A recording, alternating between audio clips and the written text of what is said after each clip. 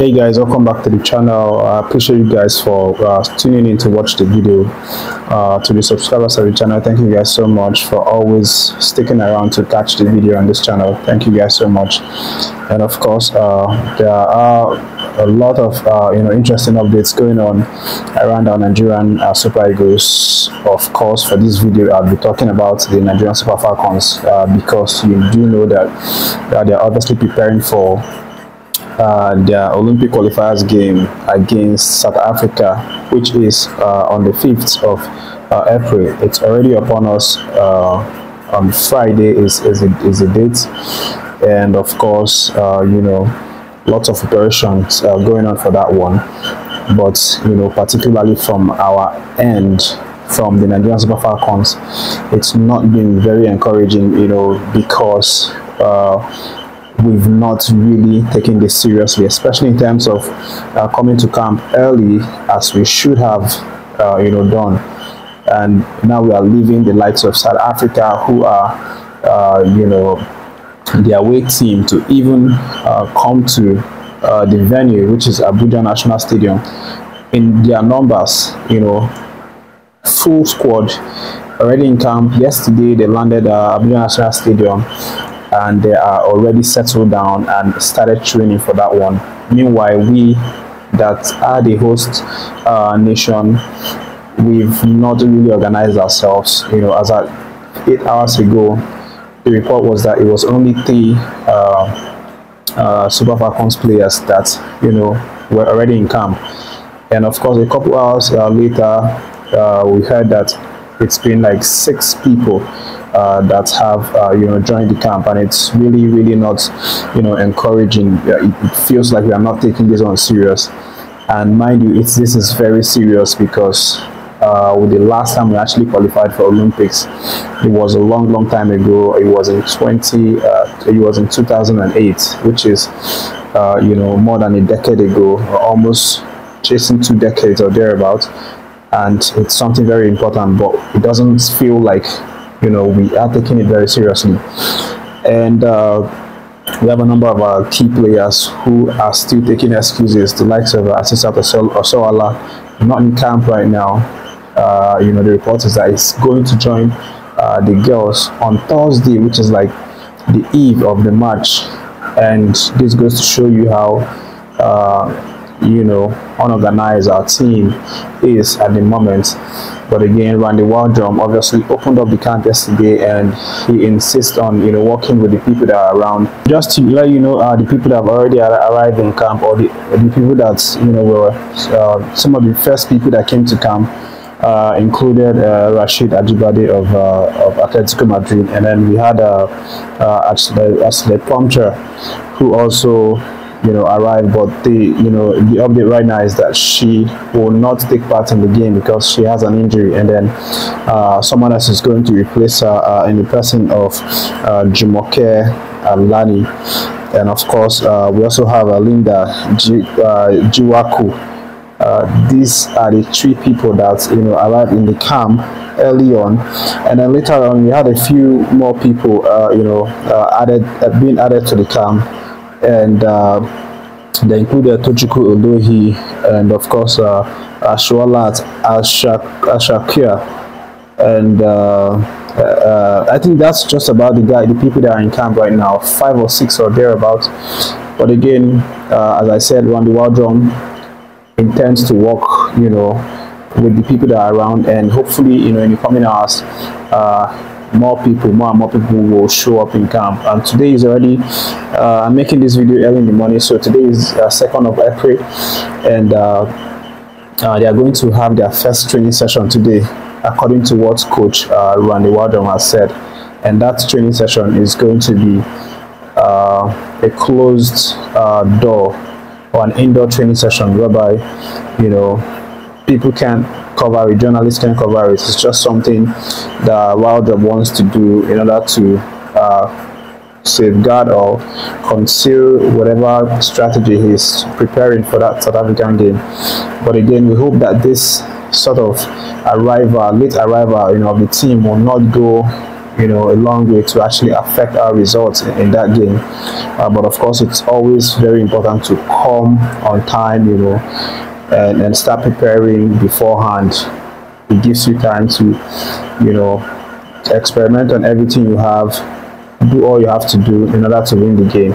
But let me leave that update, guys, and let you know that Ndidi and Leicester are still scrambling to actually put themselves at the top of the championship for a chance to actually qualify for the EPL next season. Of course, in the last video we talked about how they've now been ousted, or how they've now been dislodged from that first position after they were leading with like 17 points. But right now they are really grasping at straw to try to get to that top. At least they actually played a game yesterday, and of course it was another strong battle against a very strong Norwich side. Norwich actually got the first goal, and then it was an uphill battle for Ndidi and the likes of his teammates Vardy and everyone.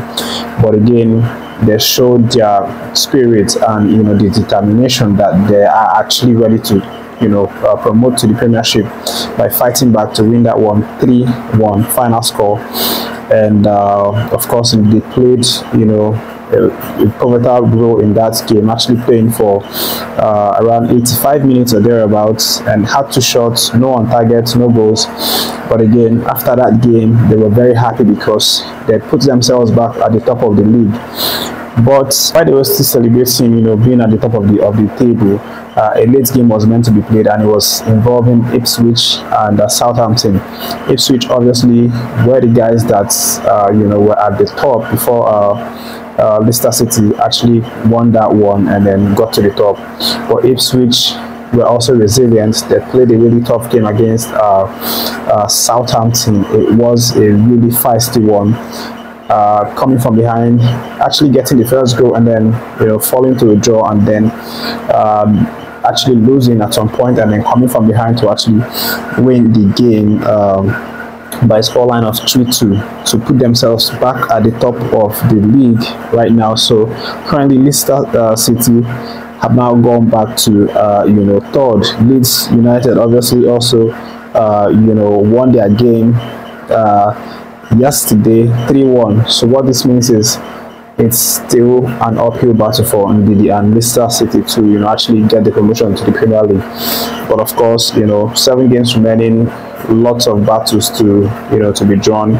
We'll see how this one turns out. It's getting really heated, it's getting really excited in the championship, and I for one would love to see Ndidi and Iheanacho, our Nigerian players, obviously get that promotion to the Premier League. Of course, we also have Aribo in Southampton. It's still very possible for him to get Southampton to for he and Southampton to actually get promoted. Moving beyond that, guys, let me let you know the one that concerns Tolu. Of course, we talked about him several videos ago, especially the incidents whereby KRC Giants fans obviously racially abused him because he missed a penalty.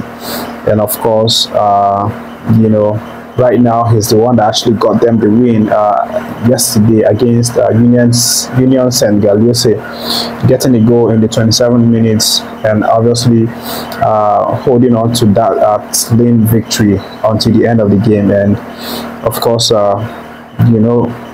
what it is, you're criticized today, and of course tomorrow you become the savior of the club, and no one comes to say to celebrate you. But when you actually do some mistakes, that's when you start to see a lot of criticism. Good one for him, of course, for actually getting that goal that gets his team the victory. Leaving that one, guys, let me let you know that Onyedika, of course, was also in shining lights for his club Bruges, has actually went away to play Cercle Bruges. 1-1 draw was the scoreline. Obviously, Onyedika was in complete domination in the midfield, but of course, it wasn't enough to actually inspire them to victory. And of course, he played around 85 minutes, and of course, had 3 solid tackles in the game.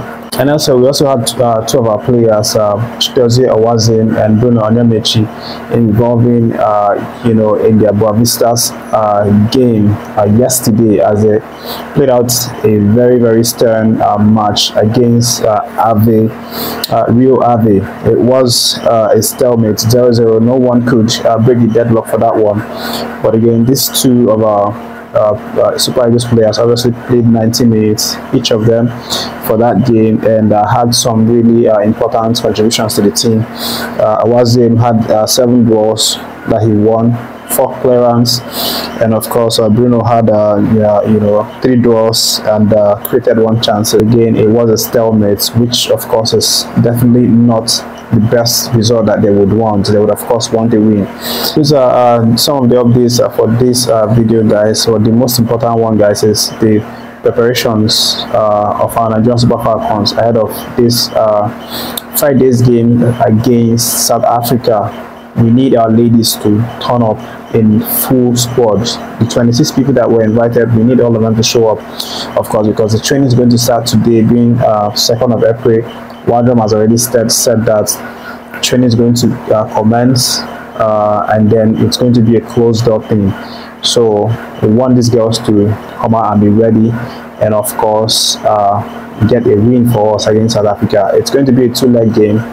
First one is this Friday, the next one is going to be on the 9th, and then of course the winner takes it all. The winner qualifies for the Olympics, the Paris Olympic 2024. That's going to be played. It's going to be played from July to August, within that interval. But that's the video, guys. Thank you for watching this one. I appreciate all of you for tuning in to watch the video, to subscribe to the channel. Thank you guys so much. Don't forget to react to any story that you feel connected to. Thank you, guys. Take care of yourselves and have a lovely day.